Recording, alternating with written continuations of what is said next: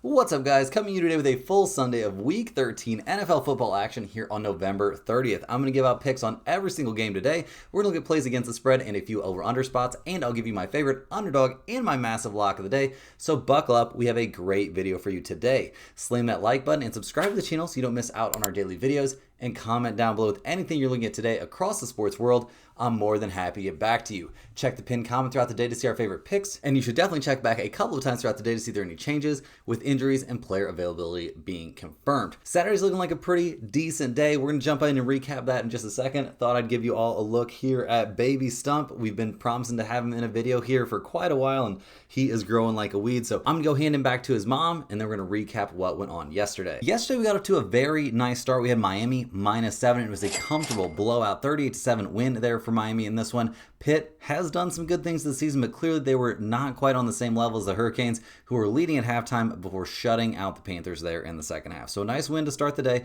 We still got NC State at -7 live in this one, and they were looking very, very good here as we started recording. So that one's in good shape. We did break out on Kansas State -17. The Wildcats couldn't get the offense going well enough to make this a blowout, eventually coming up with the 24-14 win over a Colorado team that kind of seems like they've let go of the rope there a little bit. We had Penn State -13.5, and the Nittany Lions couldn't come through for us, only winning by 4 points there, 40-36 at Rutgers. Penn State couldn't hardly buy a stop in this one, and while they do become bowl eligible, it wasn't in very impressive fashion. Unfortunately, there weren't a lot of underdogs we liked out there, and we ended up on West Virginia +23.5, and it was just not enough. We weren't showing a bunch of great underdogs, and that was just not a good one. They ended up getting blown out 49-0 there by Texas Tech. We did cash our biggest play of the day. Our massive lock of the day was Ohio State -9.5, and the Buckeyes come through for us with the 27-9 win over their rivals there in Michigan. This game was fairly competitive heading into halftime, but Ohio State's defense went nuts in the second half, giving up 0 points and getting us back on track with our lock of the day, and a nice big win there to end things off. Hopefully NC State can come through for us, and we'll be looking at another 3-3 day. We're going to look to do a little bit better than that here on the NFL side though, guys. So let's go ahead and dive in. We've got a lot of games out there, some pretty interesting weather spots in this one as well. So let's go ahead and get after it. First up, we're looking at the San Francisco 49ers here as they go on the road to take on the Cleveland Browns. The 49ers come into this game 8-4 on the season, fresh off a 20-9 win last week over the Carolina Panthers. Now, it was not a pretty game. The 49ers get the win, but 3 interceptions there from Brock Purdy, not a great look. 1 touchdown, sacked 0 times, passed for just under 200 yards. Not exactly a great performance from him. Throwing the ball to the other team, going to turn things in the wrong direction pretty freaking fast. We did like what we saw from McCaffrey, though. 24 carries, 89 yards, and a rushing touchdown there. Very good work. Also caught all 7 of his targets for 53 yards there as well. So excellent stuff there. Kittle had a big game, caught 6 balls for 78 yards, although he was targeted 10 times. So that wasn't going great, but the way Purdy was slinging it around wasn't exactly looking amazing in that game. So not the best day there offensively from the 49ers, only putting up 20 points, but their defense really came to play, shutting things down there for the Panthers, giving up only 9 points, picking off Bryce Young twice, only giving up 169 yards passing and 69 yards rushing. That's a good day. They only came up with those 2 turnovers, but overall a very, very dominant performance there from the 49ers on defense. And over the course of the season, they've been a little bit up and down defensively and just kind of up and down as a team as they dealt with all these injuries, but looking very, very solid last week for sure. So on the defensive side of the ball at least. So we'll see what they can do in this one. The injury report looks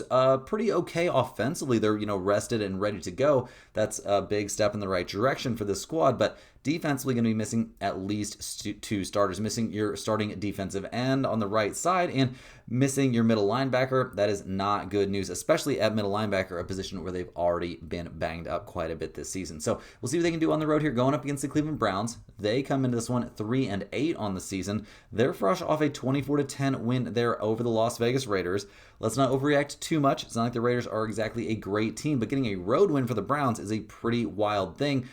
Sure, Sanders, he played well in this game. I wasn't that wowed by what I saw. I mean, a couple very, very nice passes in the mix, but 1 touchdown, 1 interception, 209 yards. I'm not ready to give the guy a trophy for that. That was a good performance, a good start, albeit against a terrible opponent. So we'll see what he can do in this one. Judikins, 16 carries, 47 yards, 2 rushing touchdowns. That was nice, but definitely not amazing. They need to be able to run the ball a little bit better than that. We also, Jerry Jeudy, that just one of the dumbest looking fumbles you'll ever see in your entire life. I don't know what he was trying to do, but that did not look good. That looked real bad. So We'll see what happens in this one. They're obviously coming off a win, so they'll take it. Defensively, they were great by the Browns standards playing on the road. Usually the defense does not show up on the road. In this one, though, held Geno Smith and company pretty much in check, giving up only 10 points, although they did give up 285 passing yards and a passing touchdown. Although I'm not that worried about that happening in this game for reasons we'll cover here in just a minute. Defensively, they looked good. I'm going to give them credit. They held Genty and the running attack in check, generated a turnover, not a bad day. They also had 10 sacks, not something you're going to be able to do against very many opponents, but they did find a way to just destroy Geno Smith back there. So a good day for the Cleveland Browns. They're back at home for this one, which is a big step in the right direction for this team in general, and especially for their defense. They come into this one fully healthy there offensively. That's great. A big step in the right direction. Sanders getting the start in this one, I think, is a net positive for this team and this franchise. Find out what he's got now. Why would you wait? On defense, Alex Wright is out there at defensive end, but other than that, they're healthy and ready to go. Myles Garrett ready to rock and roll, and this defense has been excellent at home this season. So we'll look at the numbers, guys. The Browns are getting 5.5 points here at home. We've got a total of 35.5. The 49ers, they're 7-5 against the spread, 7-4-1 to the over. Cleveland, they are 5-6 against the spread this year, but 4-0 against the spread at home. They are 6-5 to the over. Guys, I like the Browns here at plus 5.5 an awful lot. This game is going to be a mess with snow and 22-mile-an-hour winds. We are about to see probably a low-scoring affair, and we'll see a close game in this one, I believe. The 49ers didn't get much from Purdy last week and playing in some crazy weather this week. I'm not expecting anything great from him, and the Browns defense at home is off the charts good, so this is a spot where I definitely like the Cleveland Browns here getting 5.5 points. This could be our dog of the day, but either way, it's very, very likely to go in the pinned comment. Next up, we're looking at the Jacksonville Jaguars going on the road to take on the Tennessee Titans. The Jaguars come into this game 7-4 on the season, winners of 2 in a row. They beat Arizona last week in Arizona 27-24. Was it a beautiful win? No, it was not, but they do get the win, so they'll definitely take it. Trevor Lawrence continues to look very pedestrian to us out there, honestly. 3 touchdowns, but also 3 interceptions. Sacked 3 times. Passed for 256 yards while completing around half of his passes. Not a great game. The running attack looked good. Lawrence even looked okay running the ball. Travis Etienne Jr., 86 yards on 15 carries and ripping off a 45-yard run. That was a big, big impetus behind this win. We liked what we saw from the wide receiver group. In general, Lawrence also fumbled the ball away once, so 4 turnovers for him in this game. Not exactly a great look. And the defense wasn't amazing either. Jacoby Brissett pretty much did whatever he wanted out there. 1 touchdown pass. He was sacked 6 times, but he also passed for 317 yards. The running game didn't really get going, but that was not a main focus here of Arizona, as they do end up losing this one in overtime. Not a banner day there from the Jaguars defense, that's for sure. Over the course of the season, they've been middle of the road, 15th in the NFL, giving up 22.7 points per game. So we'll see what they can do here as they go on the road to take on the Titans. The Jaguars will be fairly healthy for this game. Going to be missing their starting right guard, though. That's not ideal. And going to be missing their starting defensive end. Could potentially be missing 2 guys there on the defensive line. So that's not great. They're taking on a Titans team that's, making a case to be the worst team in the NFL this year. They're 1-10 on the season, fresh off a 30-24 loss against the Seahawks. They've been very competitive, though, the last 3 weeks in a row, losing 1-score games against the Chargers, Texans, and now Seattle. So not a terrible look from this Titans team. They are, improving over the course of the season. They're also not getting a bunch of pointless wins that would hurt their draft stock. So I would say, that's a net positive for them as well. Cam Ward's looked pretty good. 256 yards, 1 touchdown, sacked 4 times.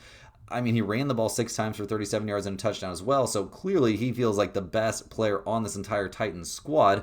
Not getting a lot of help, though. Gotta admit that. The wide receiver group doesn't look great. The running back room is not looking ideal either, so not a lot of positives right now for the Titans, and the defense didn't look amazing either. They only gave up 244 passing yards, 2 passing touchdowns, and 114 yards on the ground. So really, it's kind of a search for positives here for the Titans. Although the rushing defense does seem to be improving a little bit. We'll see what happens with that in this game. It's obviously been a bit of a bleak season. They're 29th in the NFL, giving up 27.5 points per game. So not a lot of great things happening. They do come into this one relatively healthy-ish, at least on defense, but going to be missing at least 1 starter there in the secondary, potentially 2. Offensively, going to be missing potentially 3 starters. The offensive line could be pretty banged up. For sure going to be missing their starting center. That's obviously not great, but they're going up against a banged up defensive line, so maybe that will kind of cancel each other out.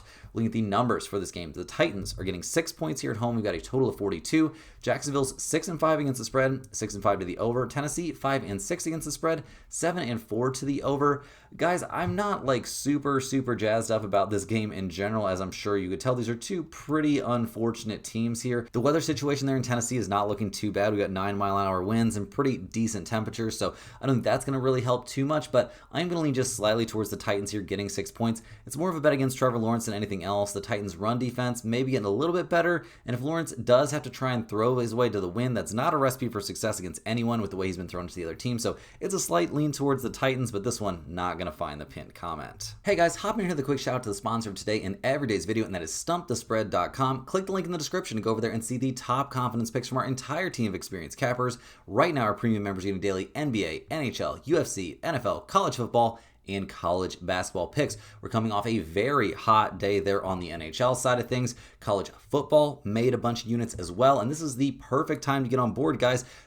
There's so many sports going on. You're getting the most possible bang for your buck with a premium membership, but also we are running a massive Black Friday sale over there with huge discounts up to 40%, maybe even more than that, on our premium pick packages. So definitely want to get in on that. And if you're already a premium member, guys, those memberships stack. So if you've got an existing membership and you buy a new one here with this drastically reduced Black Friday pricing, it just gets added on to the end of your current membership and extends it even longer at a drastically reduced price. So definitely want to be getting in on that. It's a fantastic time to get on board over there at stumpthespread.com. And we're coming off a nice little winning day and have a ton of NFL action cooking there for Sunday. So certainly want to get in on that. You also want to get over to stumpthespread.com and check out all of the free stuff we offer. We've got a free to use bet size calculator you can use over there. We've got our free picks that are posted every single day under the free picks tab. We also have our free email newsletter. It's a fantastic resource, especially here on NFL Sundays. We give out tons and tons of NFL touchdown props, player props, and straight up free picks in those emails every single week on the NFL side. But every single day, you'll also get something good out of that email list because we send out at least one free pick, oftentimes 2 or 3, and some parlays every single day. So you certainly want to get on that email list, guys, and it's very easy to sign up. All you have to do is click the link in the description to go to stumpthespread.com, or just type stumpthespread.com into your browser of choice. You'll get one email straight to your inbox every single day once you do that. And once you get to stumpthespread.com, click that little green login button at the top right-hand corner. That'll prompt you to set up a free account. They're going to ask you for your name and your email address. That is it. You'll get one email straight to your inbox every single day. So definitely want to get in on that, guys. It's a fantastic resource for any serious sports bettor. Also, in terms of the results here on the premium side, which is also what you'll find over there at stumpthespread.com, and I have to emphasize, I saw some confusion in the comments yesterday. I'm not the premium handicapper over there for NFL, college football, anything like that. We have a team of experts over there making those premium picks, so they can often be on the opposite side of me. I make my videos well in advance of when they put out their plays. They wait till the last second or as late as they can reasonably wait, because that way they have the most complete information for your bets. So definitely, want to check that out. Those premium picks different than what you're going to see from me here in the video usually, and they're coming off a pretty nice day over there. College basketball, obviously not so hot, but hockey did really well, cashing 3 nice plays there to start the day. The Blues, the Oilers, the Flyers, Winnipeg came through as well. The Canadians and Rangers did let us down, but losing that half-unit bet there on the Canadians, not too big of a deal. Now, on the college football side, cashing a 2-unit play there on Missouri, cashing a 2-unit play there on Kennesaw State. Florida coming through as a big 3-unit play was a very nice feeling. So a nice positive unit day there over on the college football side. Very nice. See, we've got a couple other plays still cooking, but overall looking like a nice day over there on the premium side, especially in college football and NHL. So you certainly want to get over there to stumpthespread.com and get in on that. Also, if you're a huge fan of what you're seeing from us here every single day over on YouTube, click that little join button right below the video to sign up for a YouTube channel membership. YouTube channel members get early access to all of our videos, get their name on screen in every single video, but most importantly, guys, they get access to our members-only giveaways. And we do a members-only giveaway here every single Monday, and we'll be doing one on tomorrow's video. The Monday Night Football video is going to have a giveaway on it, guys. We will be putting the name of every single YouTube channel member on a big wheel. We'll spin that wheel live on the video, and whoever it lands on will get a Stump the Spread hoodie of their size mailed straight to their address of choice. You definitely want to get in on that, guys. Love doing those giveaways every single week. But we got a ton more games to cover here on a very busy Sunday of NFL action. So let's go ahead and hop back in Next up, we're going to be rolling along here as we look at the Houston Texans going on the road to take on the Indianapolis Colts. The Texans come into this game 6-5 on the season, winners of 3 in a row, and coming off one of their best wins of the season, taking down the Buffalo Bills 23-19 in their last game. So well played there by the Texans. They found a way to get this win despite their backup quarterback being under center. Davis Mills actually looked pretty good out there, 153 yards and 2 passing touchdowns. They are going to be going back to CJ Stroud in this game, though. We'll see how that goes. He's coming off a concussion. That cannot always be the easiest thing to bounce back for a quarterback. Now, the running game looked decent, I guess. Chubb and Woody Marks combining for 90 rushing yards there on 22 carries. No rushing touchdowns, so not necessarily a special day. Nico Collins caught all 3 of his targets for 55 yards. Nothing too insane there. They just did barely enough to get the win here, really relying on the defense to help them out. And yeah, Josh Allen had a bad day against that Houston Texans defense that's been very good this season, particularly at home. They picked him off twice, sacked him 8 times. They did give up 116 rushing yards, though. That is a massive concern given the team they are about to face. So we'll see what they can do here as they go on the road to take on the Colts. Houston does come into this game with a pretty healthy roster overall. No starters listed as even questionable on offense or defense at the moment. So we'll see if that really does end up being the case for this game. They look very, very healthy here as they head to Indianapolis to take on the 8-3 Colts. They come into this game leading the AFC South with that 8-3 record. They are fresh off a 23-20 loss there at Arrowhead against the Chiefs, so a tough showing there, but that was an overtime game that really could have went either way at the end.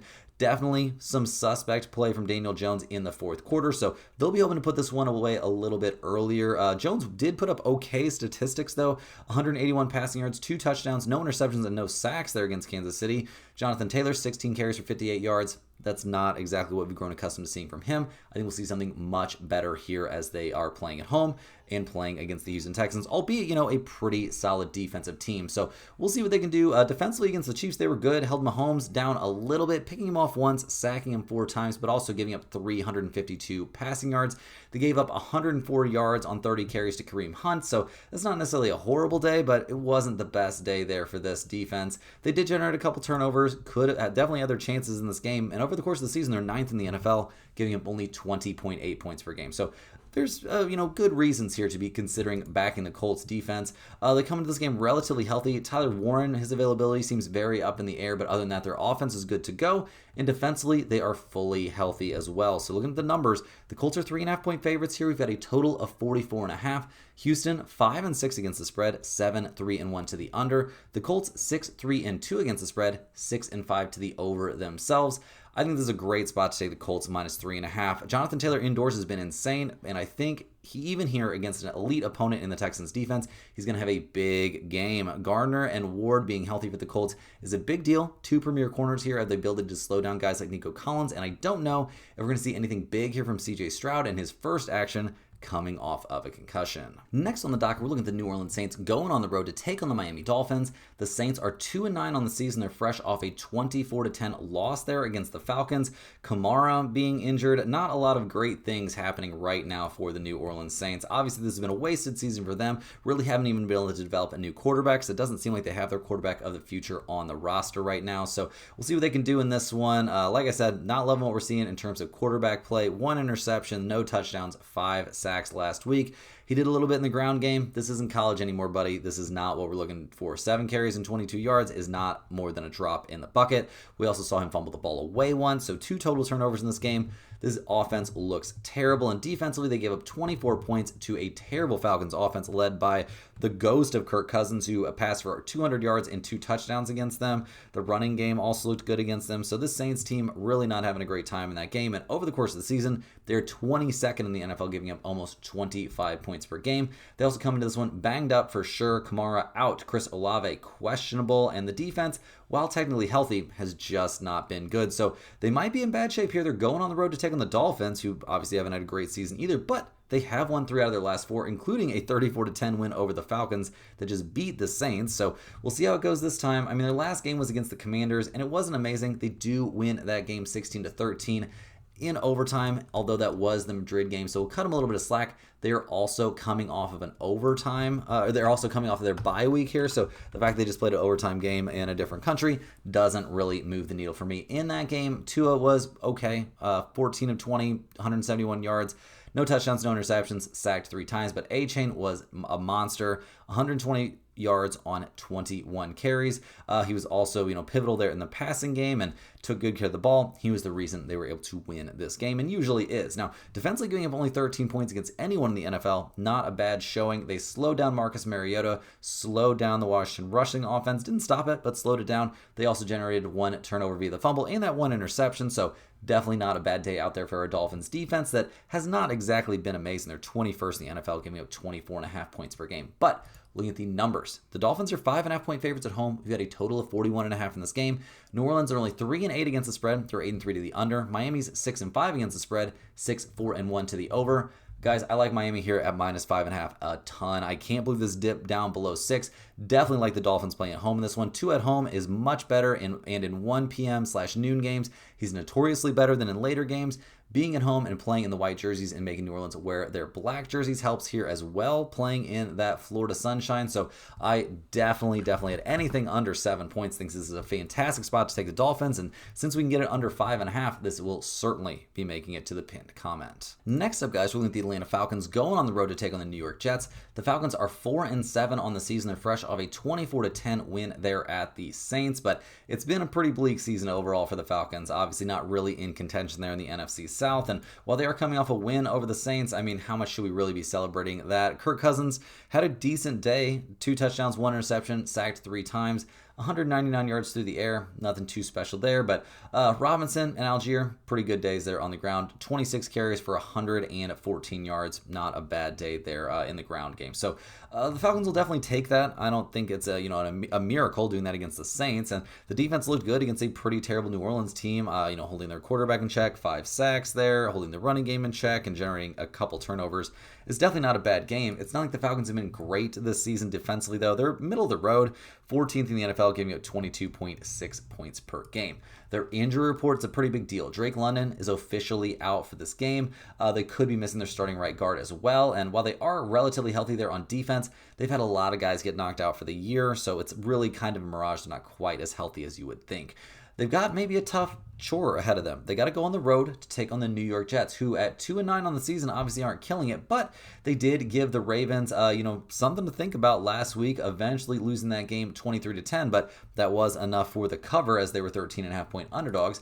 In that game in Baltimore, the Jets did some pretty decent stuff. Tyrod Taylor had a good day, 222 passing yards, 1 touchdown, 1 interception, sacked 3 times.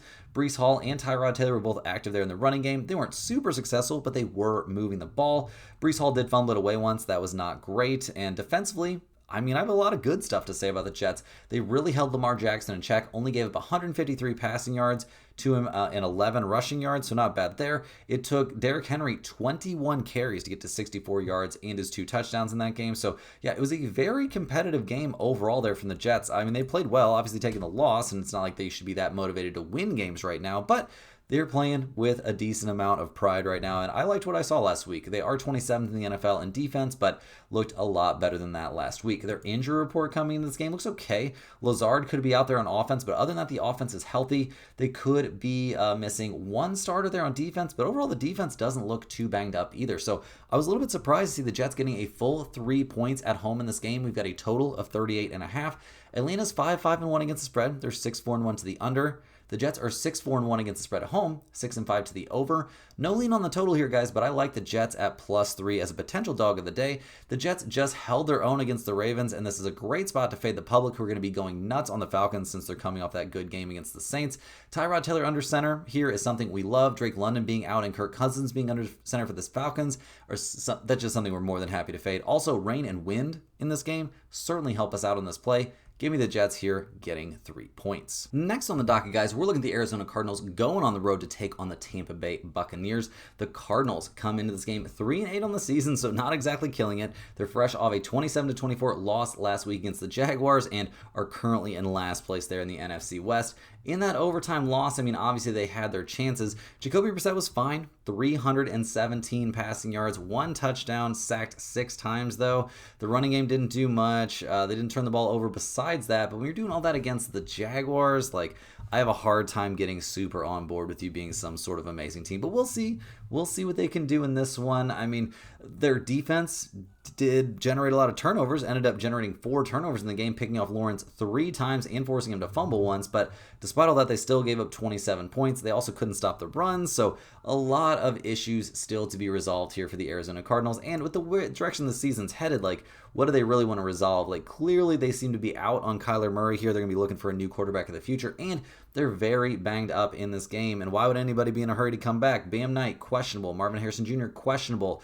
Beachum, questionable there at right tackle. They're going to be without Nolan the third there at defensive tackle, and Melton is going to be out there at cornerback, or could potentially be out. I guess he is officially questionable for this game. Dealing with a heel issue, we'll see. I guess there is a chance he'll be out there, but not going to be a full-strength Cardinals team as they head to Tampa Bay to take on the Buccaneers, who are 6-5 on the season, losers of 3 in a row. But when you've lost to the Patriots, Bills, and Rams, I'm willing to cut you a little bit of slack. The crazy thing about this Buccaneers week has been the potential for a return of Baker Mayfield. Now, last week we saw Mayfield go down, threw a couple picks in that game, 1 touchdown pass still though. Bridgewater came in and didn't look great, but he's had a full week here to practice, so we'll see how he looks if he ends up under center. But right now the news I'm seeing is that Baker probably going to play in this game. So either one of them being under center, I think we're actually okay in this spot, but we'll see. I do think we're going to see Bucky Irving back as well. That's a big step in the right direction. And overall, this team is going to be getting a lot of their important weapons back.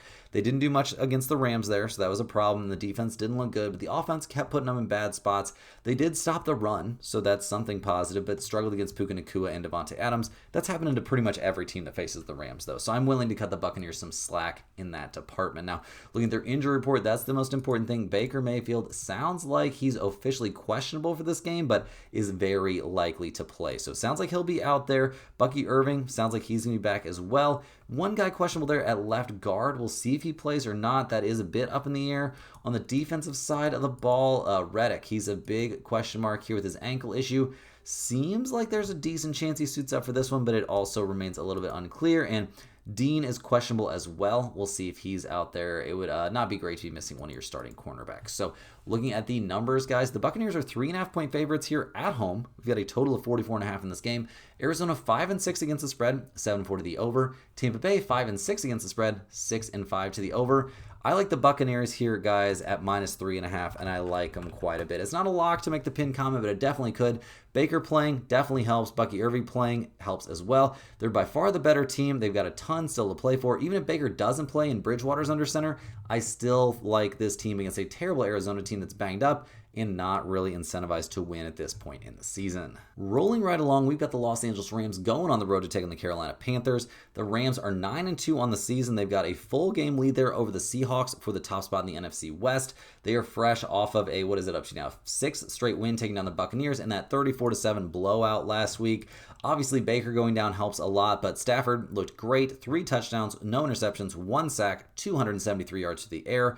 The running game didn't do that much, but they also weren't that committed to the run, so that was a little bit will they, won't they. Nacua and Devontae Adams both having good days out there. That looked great. Overall, really not a lot of negatives there for the Rams offense, and defensively, I mean, they looked good. 2 interceptions. They did give up 123 rushing yards, which can be a problem here against the Panthers. We'll see if that comes back to bite them. Definitely a possibility. Like, that is an issue. You gave up 123 yards on the ground to a team that doesn't even have their best running back. Like, that's not great. But overall, not a terrible day there for the Rams. They come into this game, first in the NFL, giving up 16.3 points per game, and defensively, and like in terms of their injury report, they're fully healthy on offense. Defensively, could be missing a couple starters, potentially missing their free safety, and potentially missing their nose tackle. So definitely a little bit of some question marks there for a Rams defense that didn't look as dominant as the final score would have indicated last week. Now, the Panthers, they come into this game 6-6 on the season. Only a half of a game back there of the Tampa Bay Buccaneers. So we'll see what they can do in this one. They are fresh off that 29 loss there in San Francisco, so it didn't look amazing in that one, obviously. Bryce Young getting picked off twice. Not a great day for him. 169 yards, 1 touchdown, 2 picks, 1 sack. They also couldn't get the running game going, which really feels like a huge opportunity to miss. Rico Dowdle looked like one of the most dangerous backs in the NFL. You got to find a way to get him more involved. Just not a great day offensively. Defensively, giving up only 20 points and generating 3 interceptions is a very good day. Really, they just couldn't figure out how to stop Christian McCaffrey, but nobody's been able to stop McCaffrey in the NFL since he showed up. So I'm willing to cut the Panthers here a little bit of slack.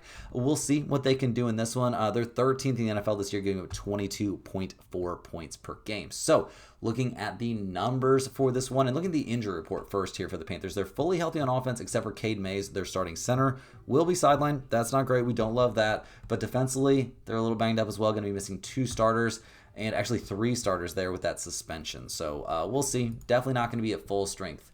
But still, looking at the numbers, the Panthers are getting 10.5 points here at home. We've got a total of 45. The Rams, they're 8-3 against the spread, 7-4 to the under. The Panthers, 7-5 against the spread, and they're a 500 over-under team. I will be leaning here towards the Panthers a little bit. This isn't going to be a play that makes the pin comment, but it's a big bounce back spot for them. They're coming off a bad game against the San Francisco 49ers. I'm not stoked about having to make this play. It's just too good of a number, so we have to at least consider it. The Rams secondary isn't insanely good. They just gave up a lot to the run. It's going to be a rainy, kind of blustery day, so I don't think Stafford and friends are going to really, lay some crazy number out there. So getting double-digit points here and the hook on the Panthers seems like a reasonable spot, but I don't think I've got the guts to put it in the pinned comment. Next on the dock, we're looking at the Minnesota Vikings going on the road to take on the Seattle Seahawks. The Vikings at 4-7 on the year and losers of 3 in a row, dealing with lots of injuries. Things just aren't really headed their way. At the Packers last week, got pretty bleak. J.J. McCarthy, is he an NFL quarterback? My survey says no. 2 interceptions, 5 sacks, passed for 87 yards. Just didn't look like he had it out there. Jordan Mason, Aaron Jones, they both put up good numbers running the ball. That was nice. Justin Jefferson has to feel like he's in hell. Just can't get a decent quarterback in there to, get the ball to the best wide receiver in the NFL potentially. That's a bad look. That is straight up a bad look. So we'll see. We'll see what the Vikings can do throughout the rest of the season, see what they're motivated to do, but it's not looking great. And defensively, it looked okay. They held the Packers' passing game in check aggressively, but couldn't stop Emmanuel Wilson there, their backup running back, and gave up 146 yards and 2 rushing touchdowns over the course of the game. So not a great day defensively. A lot of big questions about this team. They're 18th in the NFL, giving up 23.2 points per game. They're 29th in the NFL in passing yards. So that's not great. They come into this one definitely with lots of injuries. J.J. McCarthy out, so we're going to have Max Brosmer under center. That guy, look up his route to the NFL. Pretty wild. Gets signed as a free agent, undrafted. So we'll see what he can do. Going to be missing potentially 2 starting offensive linemen and potentially 4 starters there on defense. So the Vikings are about as banged up as you can get. They're headed to Seattle to take on the Seahawks. They come into this game fresh off a 30-24 win there against the Titans. So it was supposed to be a bounce back blowout, and it was not a blowout. Sam Darnold was fine, I guess. 2 touchdowns, no interceptions, 244 yards, sacked once. Kenneth Walker, 11 carries for 71 yards. He was killing it out there. We loved what we saw from Jackson Smith and Jigba. That dude just continues to kill out there. Caught 8 out of 10 targets for 167 yards and 2 touchdowns. Wild what he's doing out there. So obviously a decent day from the Seahawks offensively, but their defense gave up 24 points against the Titans. Cam Ward looked really good against them. That's not great. They did sack him 4 times, but gave up a passing touchdown and 256 yards. They did stop the run, so that's nice, but didn't do an amazing job. And the Seattle defense was supposed to be much better this year. They're 7th in the NFL, giving up 19.2 points per game, but just not really, doesn't really feel like that dominant of a defensive squad to me. In terms of the injury report here for the Seahawks, they come into this game fully healthy on offense, going to be missing their starting free safety potentially, but other than that, they are healthy on defense as well, and that's part of the reason they're 12-point favorites in this game, guys. We've got a total of 41. Minnesota's 4-7 against the spread, 7-4 to the over. Seattle 8-3 against the spread, 7-4 to the over themselves. This is actually a game where I like the over quite a bit. I actually like the over more than I like the side in this one. Although I will have to admit that I'm not in love with it necessarily, the backup starting quarterback, but over definitely goes on the list as something with potential. I will also take Seattle here at -12. The Vikings, all those injuries, definitely going to be a problem. I don't like their quarterback situation for this game either. Seattle's more healthy. The weather's good enough. I think the passing game is going to be fully viable. I do think they win this one and probably win it comfortably, but I'm not convinced enough to put the against the spread play in the pinned comment.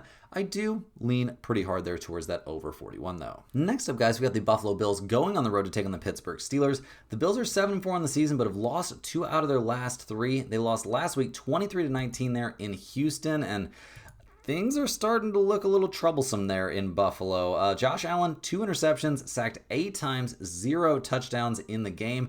Not something you see from him too often. They really tried to rely there on the running attack, and while James Cook did have a good day, 17 carries, 116 yards, and a touchdown, definitely not going to be complaining about that, but it was not enough to get them over the top there against a Houston Texans team that isn't necessarily great. They do have one of the best defenses in the NFL, but not exactly a team that the Bills, if they want to be considered Super Bowl contenders, should be trying to lose. We also saw a fumble in that game, so 3 total turnovers, and they only forced 0 turnovers of their own. Also 0 sacks in the game. That defense is looking pretty freaking bleak, guys. They gave up 153 passing yards and 2 passing touchdowns and sacked a backup quarterback 0 times.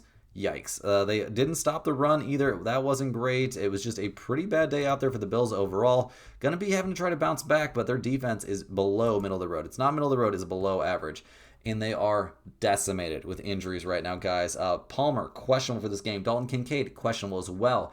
Dawkins at left tackle is out. Spencer Brown at right tackle is out. Those are all the injuries there for the offense. They're going to be missing at least Bernard there at middle linebacker on defense. Things are getting bleak.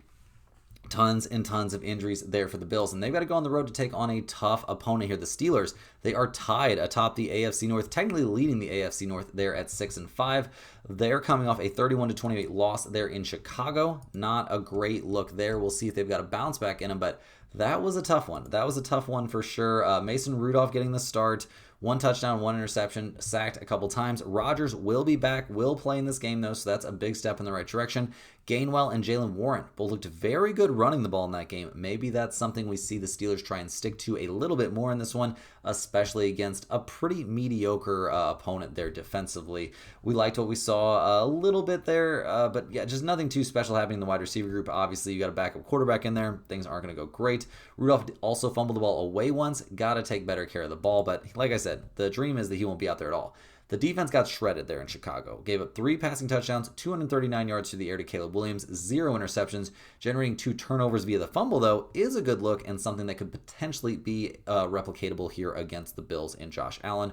We'll have to wait and see. The Steelers' injury report coming into this game looks okay. Doesn't look bad there on offense, especially now that we have Aaron Rodgers back under center.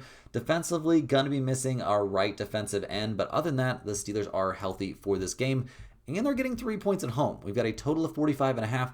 Buffalo's 5-6 against the spread, 6-5 to the under.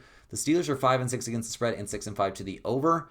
I like the Steelers here getting 3 points a lot. I'm not stoked about this, but Tomlin at home as the underdog of 3 or more is a great spot. Even though this feels like 0 fun to make this bet, it's a big bounce back spot for the Steelers after a bad loss to the Bears.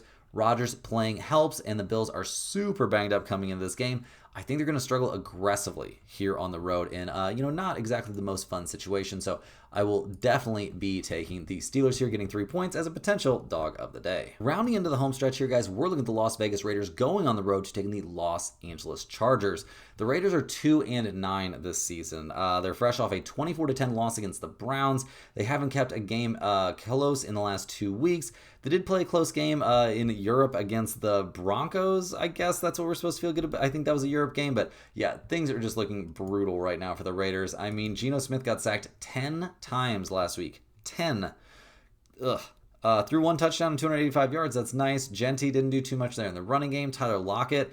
Your best receiver is Tyler Lockett. Come on, what are we doing, guys? I guess Brock Bowers is technically their best pass catcher, but he has had a bad season as well. Geno managed to fumble it away once. Also, and if you're going to get sacked 10 times, you're going to fumble it some. I'm not even willing to put that much on his shoulders in that one. It was just not a great look. Defensively, they made Shedeur Sanders look good. We'll see if Shedeur Sanders is actually good or not, but that's not exactly the best thing, and they couldn't stop the run either. Well, I guess they kind of stopped the run in that game, but you did that against the Browns, and the Browns were playing on the road, and you still lost by 14.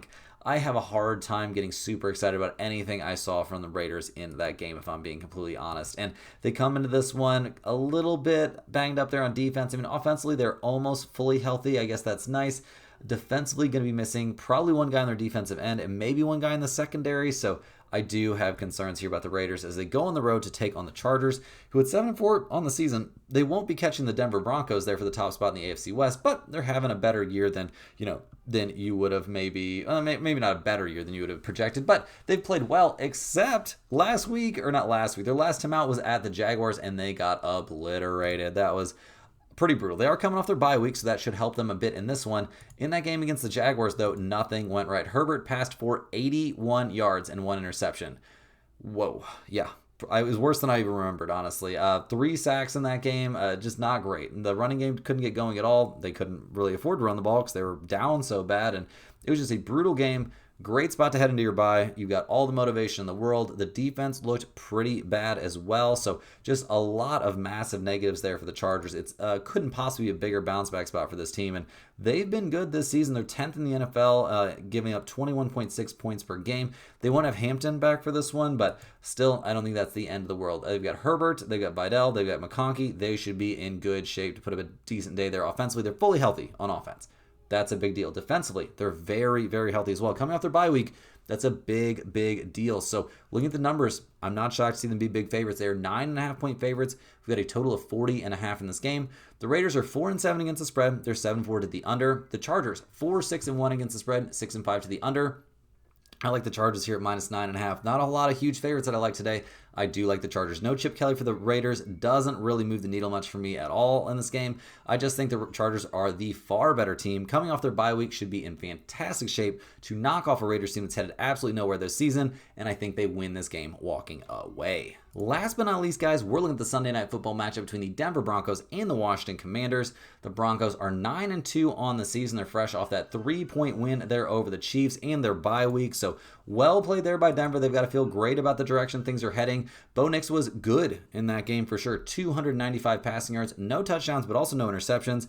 Sacked a couple times, didn't do much on the ground. Really, Denver didn't do much on the ground in that game in general, and still had an excellent time. Big receiving days there from guys like Franklin and Bryant. Cortland Sutton played well in that one. Also, they didn't turn the ball over a single time in that game.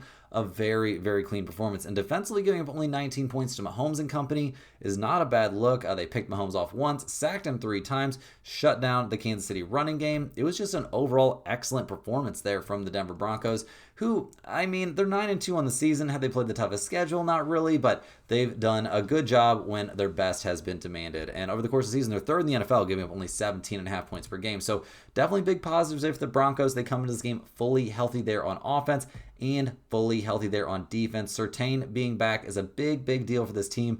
Being fully healthy there on offense is just, and defense is a big deal for this squad. So looking at the numbers here, guys, or looking at their opponent here, they're taking on the Washington Commanders. Washington, we'll see how things go. They're 3-8 on the season. They're fresh off a 16-13 loss there against the Dolphins, and kind of running out of reasons to be very competitive here at the end of the season. In that loss against the Dolphins, I guess it was a close one. They're also coming off their bye week. We had Mariota under center, and he was okay. 213 yards, 1 touchdown, 1 interception there in the Madrid game. The running game actually looked great. That's why they had a chance. That's why this game went into overtime. They did a great job moving the ball on the ground. Deebo Samuel caught 7 out of 8 targets for 74 yards and a touchdown, but none of that really ended up being enough in the end. Also, they fumbled it away once, so that was a bit problematic. Defensively, they looked good, slowing down Tua, but had no answer there for A-Chain, and that's a problem going up against a Denver Broncos team that's willing to move it however they need to. So they'll revert to the running game if they think that's the best way to go. And yeah, the Commanders had no way to stop the run there last week. They are coming off their bye week, so they're relatively a little bit healthier, but we will not be seeing Jaden Daniels in this game. Other than that, the offense is healthy, so that means a Mariota game.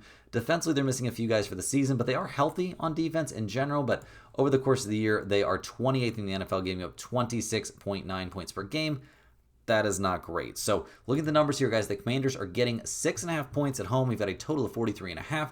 Denver's 5-5-1 against the spread, 8-3 to the under. Washington's 3-8 against the spread, 5-5-1 to the over/under. I'm going to lean towards Denver here at -6.5. This feels insanely public, but I don't think I can get away from it. Surtain coming back is a huge deal. They're coming off their bye week. I think coming out of the bye helps them more than it helps the Washington Commanders, and Jaden Daniels being ruled out clearly didn't help enough. So I think they're going to, the Commanders are going to struggle to even compete in this one, even though they're playing here at home. Guys, that's all the games we have here for today. Hit that like button for good luck on all of your bets, and subscribe to the channel if you're new around here. Let me know in the comments any questions you have on today's slate. I'm more than happy to get back to you. I appreciate everybody watching these videos. Make sure you're clicking the link in the description, getting over there to stumpthespread.com and taking advantage of those Black Friday pricing options, guys. It is the best time of the year to sign up as a first-time member. It's the best time of the year to extend your current membership. This is when you gotta get in on it, guys. It adds on to your current membership if you're already a member, and it's a drastically discounted rate. So definitely want you guys to save that money. Get in on it now. Also, get over to stumpthespread.com, check out those free picks under the free picks tab, and get on that email newsletter. It's tons of great information every single day, especially here on NFL Sundays. You don't want to miss out. We'll see you guys right back here tomorrow, same time, same place, for more sports betting action.